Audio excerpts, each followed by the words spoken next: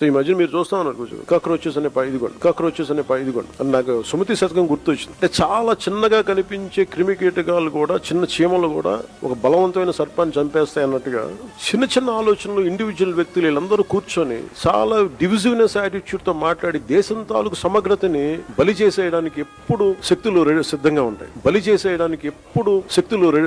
ఉంటాయి. అంటే చాలా కోట్ల మంది చిన్న చిన్న ఆలోచనల వ్యక్తులు కూడా కలిస్తే అది మంచి కావచ్చు, చెడు కావచ్చు, చాలా బలమైన ప్రభావాన్ని సృష్టించగలరు.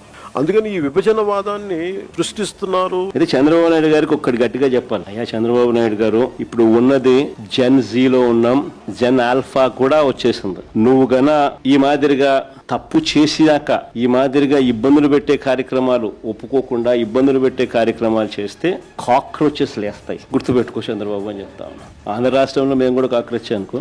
యంగ్స్టర్స్ వీళ్ళకు న్యాయం చేయలేకపోతే what is the government doing? Government ఇన్ని తప్పులు చేస్తా ఉన్నప్పుడు ప్రశ్నించే హక్కు ప్రతి ఒక్కరికి ఉంది. And Gen Z is part of that.